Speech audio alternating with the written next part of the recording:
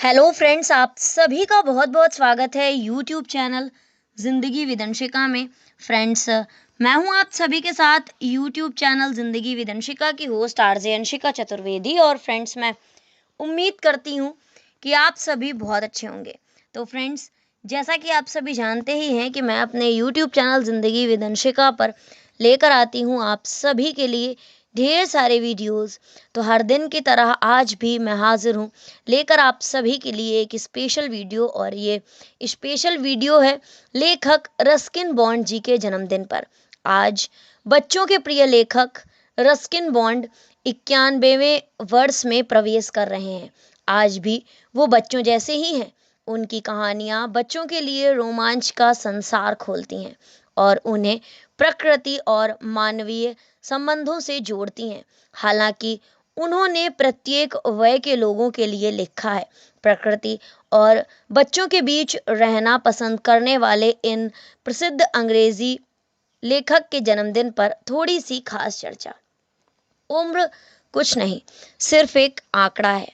आज 19 मई को 91वें साल में प्रवेश कर रहे विश्व प्रसिद्ध अंग्रेजी लेखक रस्किन बॉन्ड को देखकर तो यही लगता है उनके भीतर आज भी वही बचपन है जिसमें अपने कार्य और जीवन के प्रति उत्साह व जिज्ञासा साफ झलकती है। ना उनकी दिनचर्या बदली है और ना ही उनका चीजों को देखने का नजरिया ही बदला है। प्रकृति से उन्हें विशेष लगाव है। पढ़ना लिखना, बच्चों से मिलना और अपने बगीचे में वक्त गुजारना उन्हें बेहद सुहाता है। वो यात्राओं से अधिक अपने आवास पर रहना पसंद करते हैं। रस्किन जी 150 से अधिक कहानी संग्रह, उपन्यास, वसंत स्मरण लिख चुके हैं, लेकिन फिर भी वे खुद को आलसी मानते हैं। वो कहते हैं, वर्षा के दिनों में तो मैं और भी ज़्यादा आलसी हो जाता हूँ, लेकिन अपने काम मुझे खुद ही करना पसंद है। हिमाचल प्रदेश के कसौली में 19 मई 1934 को जन्मे रस्किन बॉन्ड के पिता आब्रे अलेक्जेंडर बॉन्ड रॉयल एयरफोर्स में अधिकारी थे। रस्किन जी का बचपन शिमला में बीता और शुरुआती पढ़ाई भी वहीं पर हुई। रस्किन की माँ का नाम एडिथ क्लार्क था। उनके नाना गुजरात के जामनगर पैलेस की राजकुमारियों को अंग्रेजी पढ़ाते थे। रस्किन और उनकी बहन एल्डेनन 6 वर्ष की उम्र तक वहीं रहे थे। वर्ष 1963 में रस्किन मसूरी आए और फिर यहीं के होकर रह गए। बाद में यहाँ लंडौर कैंट में उन्होंने आशियाना बना लिया। रस्किन जी बताते हैं कि लंडौर में वो वर्ष 1979 से रह रहे हैं। इससे पहले वे वर्ष 1941 में भी मसूरी आए थे। तब उन्होंने 1 साल यहाँ Convent of Jesus and Mary Hampton Court में बिताया। रस्किन बताते हैं, स्कूलिंग खत्म करने के बाद उन्होंने लिखना शुरू कर दिया था। तब वो देहरादून में रहते थे। उनकी पहली कहानी अन टचेबल वर्ष 1951 में साप्ताहिक पत्रिका the illustrated weekly off India में प्रकाशित हुई थी। तब उनकी उम्र 17 वर्ष थी। उसके बाद रस्किन लंदन चले गए और वहां एक क्लर्क के रूप में काम किया, साथ ही लिखना भी जारी रखा। वर्ष 1955 में रस्किन भारत लौटे और एक स्वतंत्र पत्रकार के रूप में काम करना शुरू कर दिया। उन्होंने अपनी पहली पुस्तक the room on the roof इसी अवधि में लिखी थी। इसकी कहानी देहरादून में उनके बिताए किशोरावस्था के दिनों जैसी है। इस किताब को 1957 में जॉन लेवलिन राइज पुरस्कार मिला। इस पुस्तक पर वो विशेष जोर देते हैं कि मुझे कंप्यूटर के बजाय पेन से लिखना ही पसंद है। अपने उत्कृष्ट लेखन के लिए रस्किन को भारत सरकार की ओर से वर्ष 1992 में साहित्य अकादमी पुरस्कार, 1999 में पद्मश्री पुरस्कार, वर्ष 2014 में पद्म भूषण पुरस्कार प्रदान किए जा चुके हैं। रस्किन की कहानी अ फ्लाइट ऑफ पिजन्स वर्ष 1978 में निर्माता श्याम बेनेगल ने फिल्म जुनून का निर्माण किया। उनकी कहानी एक था रस्टी पर इसी नाम से बने टीवी शो को अपने दौर में काफी प्रसिद्धि मिली। वर्ष 2005 में प्रसिद्ध फिल्म निर्माता विशाल भारद्वाज ने उनके उपन्यास द ब्लू अम्ब्रेला पर इसी नाम से फिल्म का निर्माण किया। 2011 में भी उन्होंने रस्किन की कहानी सुशासनाज 7 हस्बैंड पर 7 खून माफ बनाए। शांत स्वभाव के रस्किन एकांत प्रिय हैं। आज भी वो सुबह 7 बजे अपना बिस्तर छोड़ देते हैं, चाय पीने के बाद और नाश्ते से पहले करीब 1 घंटा लिखते हैं।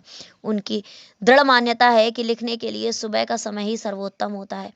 दोपहर बाद वे फिर से लिखना शुरू करते हैं और शाम को कॉफी पीने के बाद परिवार के साथ समय व्यतीत करते हैं। रस्किन कुछ देर टीवी भी देखते हैं।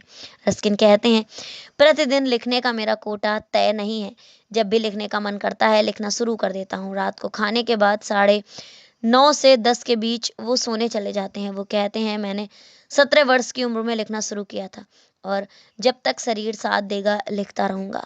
रस्किन जी का खान पान बिल्कुल सादा रहता है। सुबह वो ब्रेड, मक्खन, स्ट्रॉबेरी मिल्क शेक, दूध, जूस, उबले अंडे और चाय पीना पसंद करते हैं। उनको कश्मीरी मटन कोफ्ता करी भी पसंद है। वो अपने दत्तक परिवार के साथ समय बिताना पसंद करते हैं। उनको प्रकृति से विशेष लगाव है। पढ़ना, लिखना और अपने बगीचे के बीच समय गुजारना उनको पसंद है। रस्किन ने शादी नहीं की, लेकिन उनका एक परिवार है जिसमें उनका दत्तक पुत्र राकेश बॉन्ड, बहू बीना और पोते पोती सिद्धार्थ, गौतम और सृष्टि शामिल हैं। रस्किन कहते हैं कि मैं अपने इस परिवार के साथ खुश हूँ क्योंकि उनके साथ होने से मेरा जीवन आसान हुआ है और मुझे हमेशा खुशी मिलती है। रस्किन को लंडौर से गहरा लगाव है। वो पूरे लंडौर क्षेत्र को ही अपना घर मानते हैं। उनकी कहानी व उपन्यासों में लंडौर की झलक देखी जा सकती है। लंडौर की प्राकृतिक सुंदरता और हरे भरे जंगल उन्हें बेहद सुहाते हैं। उनके इस प्रेम को देखकर कहा जा सकता है कि लंडौर में ही रस्किन की जान बसती है।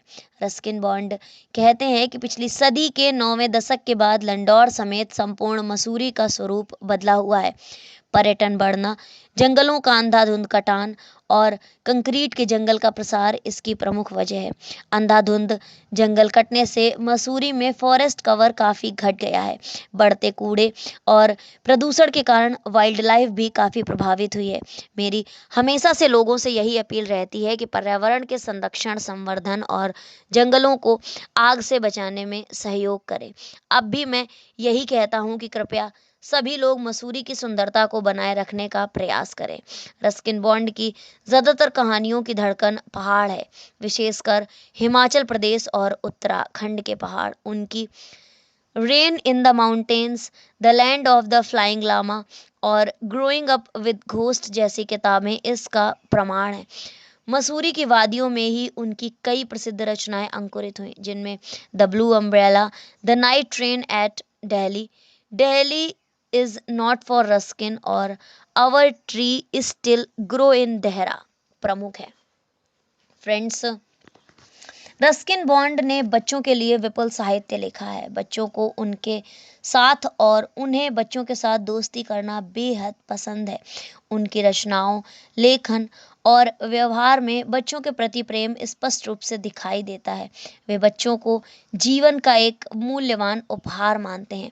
इसीलिए बाल साहित्य को बढ़ावा देने में उनका अहम योगदान रहा है और बच्चों के लिए उन्होंने 69 बुक्स लिख डाली हैं। वे जब भी बच्चों के साथ होते हैं उन्हें पढ़ने और प्रकृति से जोड़ने का प्रयास करते हैं। वो बच्चों को समझाते भी हैं कि प्रकृति की सुंदरता और प्रकृति का क्या महत्व है। तो फ्रेंड्स, आज रस्किन बॉन्ड जी के जन्मदिन पर ये वीडियो उनको डेडिकेट, उनको जन्मदिन की ढेर सारी शुभकामनाएं। तो फ्रेंड्स, बस इतना सा था ये आज का वीडियो और इसी तरह से मैं लेकर आती रहूँगी अपने यूट्यूब चैनल ज़िंदगी विदंशिका पर ढेर सारे वीडियोज़। तो देखते रहे मेरा यूट्यूब चैनल ज़िंदगी विदंशिका। Thank you so much, thanks for watching and thanks for supporting.